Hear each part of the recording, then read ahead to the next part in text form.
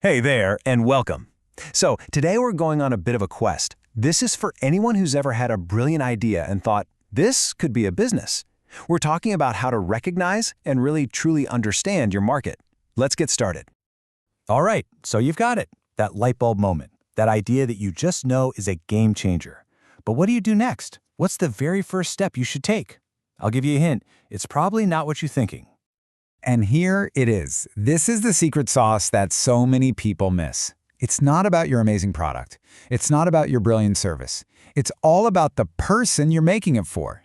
Your whole journey starts not with your solution, but with their problem. So, our first stop on this quest is all about figuring out what makes you special. What's your superpower in this crowded marketplace? And that really boils down to two key ideas.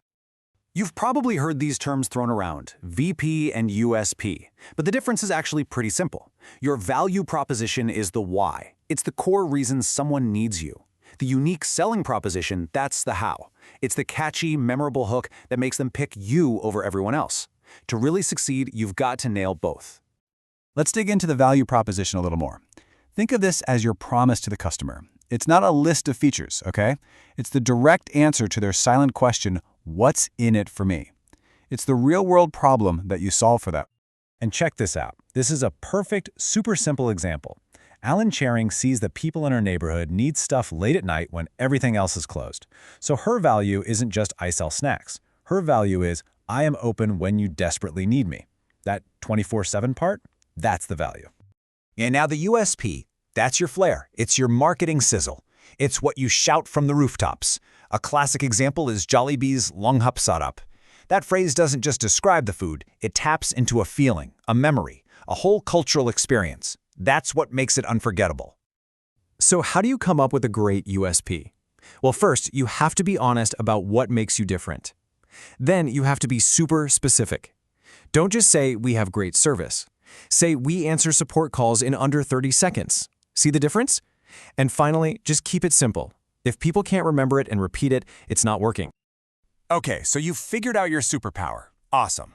But a superpower is useless if there's no one to save, right? The next stage of our quest is to find the exact people who need what you're offering. It's time to find your tribe. Now, finding these people isn't about throwing things at a wall and seeing what sticks. It's about creating a treasure map. We call this market segmentation, and it's how you break down a huge, messy market into small, manageable groups of people. Let's look at the 4 main ways to draw this map. First up is the easiest one, geographic. Simply put, where on the planet are your customers? It seems obvious, but you have to think about climate, local culture, and whether they live in a bustling city or a quiet town. You're not going to sell a lot of snow shovels in Manila, right? Next, we've got demographics. This is all about the hard data, the statistics that describe your audience. Things like age, income, their job. Knowing this stuff is crucial. Are you selling to college students on a tight budget or to established professionals? Because how you talk to them will be completely different. All right, now we're going to go a little deeper with psychological segmentation. This isn't about what they look like on paper. It's about what's going on inside their heads. What do they value? What's their lifestyle like? Are they risk takers or do they play it safe? This is how you really start to understand their motivations. And finally, we have behavioral segmentation. This one is all about how your customers actually act. How do they behave? Are they super loyal to one brand? Do they only buy things when they're on sale? Looking at their actions gives you huge clues about what they really want. So we found our people. The next part of our quest is maybe the most important. We have to shut up and listen. We need to understand exactly what they want from us. This leads us to something called customer requirements. And these aren't just vague wishes. They're the specific, non-negotiable things a customer expects from you. If you get these right, you have a happy, loyal customer. If you get them wrong, well, you lose them. And these requirements come in 2 main flavors. The difference is super important, but really simple. Service requirements are all about the experience, the intangible stuff.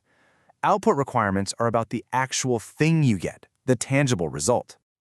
Let's think about service requirements. Was the package delivered on time? Was the person you spoke to friendly? Was it a pain to pay? All of that stuff, how you make the customer feel, that's the service. Output requirements, on the other hand, are the nuts and bolts. If you buy a phone, the output is that it makes clear calls and the speaker is loud. If you order a pizza, the output is a hot, delicious pizza arriving at your door. It's the physical thing you paid for.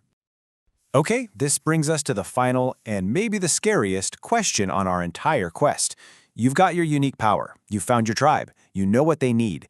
But is this market actually big enough to support a real business? I absolutely love this analogy. Your market size is the arena where you're going to compete. You can be the best gladiator in the world, but if the arena is only big enough for 3 people, you're not going to have much of a career. You need to know if there's enough room to play and to win. So what is market size really? In simple terms, it's the total number of people who could potentially buy what you're selling. And why does that number matter so much? Because it's the ultimate reality check. It tells you, and any potential investors, if your great idea can actually survive in the real world. And listen, figuring this out isn't some kind of magic. It's actually a pretty straightforward 3-step process. First, you dream big. What's the total number of people who could possibly be interested? Then you get real. Okay, out of that group, who's unlikely to ever buy from me? And finally, you get strategic. Of the people who are left, what slice of that pie can I realistically take from my competitors? And there you have it. That's the quest. From defining your own unique power, to drawing a treasure map to your perfect customer, to understanding what they truly need, and finally to making sure the arena is big enough for you to succeed. So the only question left is, are you ready to step inside?